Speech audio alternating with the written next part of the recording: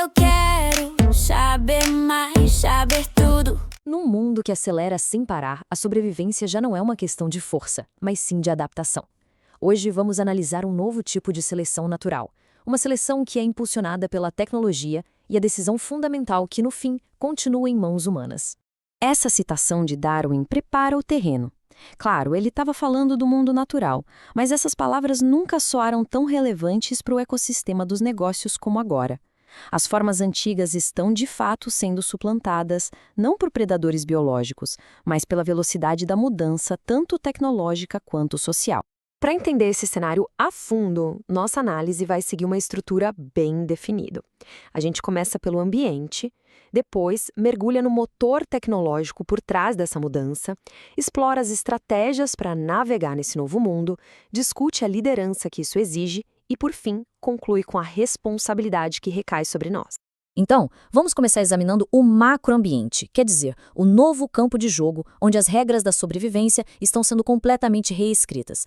E aqui está o conceito-chave da nossa conversa: darwinismo digital. E veja bem, não se trata de uma simples atualização de software.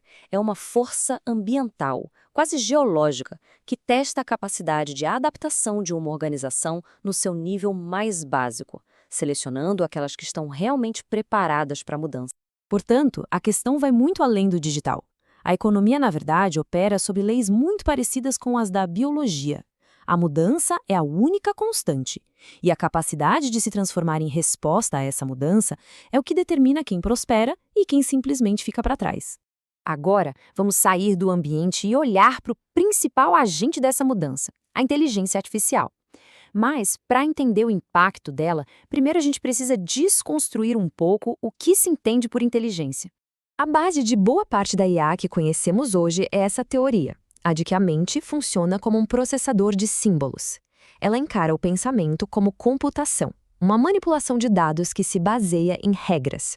Mas, será que essa visão é mesmo completa? Essa premissa enfrenta vários desafios, tanto filosóficos quanto práticos. A gente tem desde a matemática, com Kurt Gödel, que sugere que a intuição humana pode perceber verdades que um sistema formal não consegue provar, até o famoso experimento do quarto chinês, que argumenta que manipular símbolos sem entender o significado, bom, não é a mesma coisa que compreender de verdade. Esse quadro aqui ajuda a gente a visualizar bem essas diferenças. A cognição humana parece ser semântica, ou seja, baseada em significado, e é moldada pela nossa experiência física no mundo. Já a computação da máquina é sintática, abstrata e depende totalmente de dados explícitos. Basicamente, uma busca entender o porquê, enquanto a outra executa o como. E aqui a gente chega no ponto neurálgico da questão.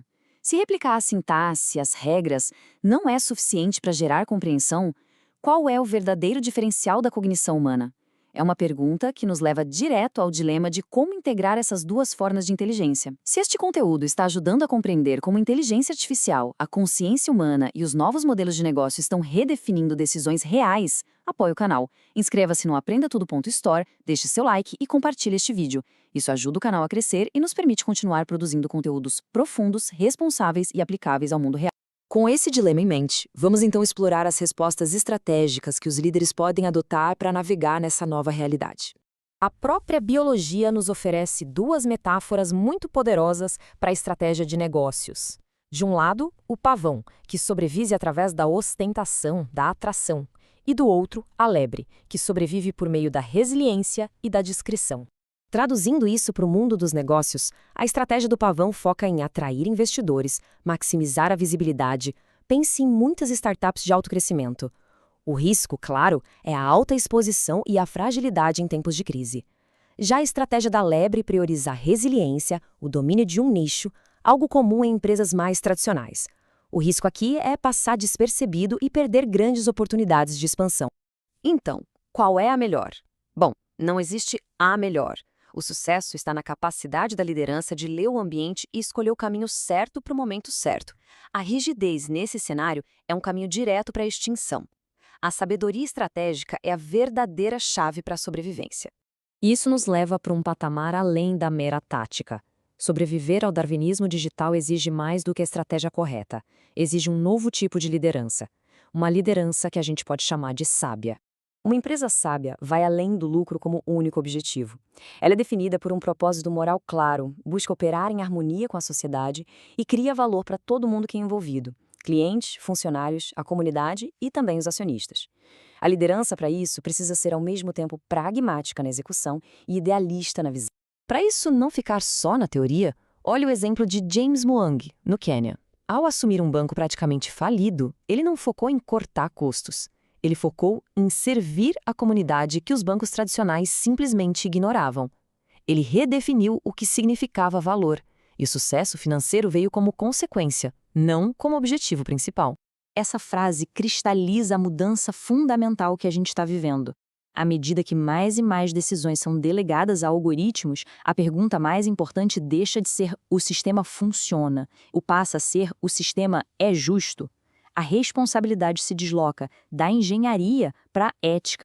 E com isso, a gente fecha o círculo e volta ao ponto de partida, mas agora com uma nova perspectiva. O foco final não está na máquina, mas sim na pessoa que a orienta. O darwinismo digital cria um novo ambiente, é verdade, mas ele não determina o nosso destino. A tecnologia, no fundo, é um amplificador de intenções. Ela pode ser usada para extrair valor de forma predatória ou para construir um bem comum duradouro. A escolha é e sempre será humana. E fica aqui esta questão para reflexão. Se a computação pode otimizar processos e analisar dados numa escala que é sobre-humana, talvez a função essencial da liderança não seja mais dar respostas, mas sim fazer as perguntas certas, definir o propósito e assumir a responsabilidade moral pelas decisões que tomamos e pelas que automatizamos. Sabe o que eu quero saber mais, saber tudo, descobrir o mundo, sair desse escudo. Cada clique é um passo rumo ao saber. Aprenda tudo, story. Deixe seu like.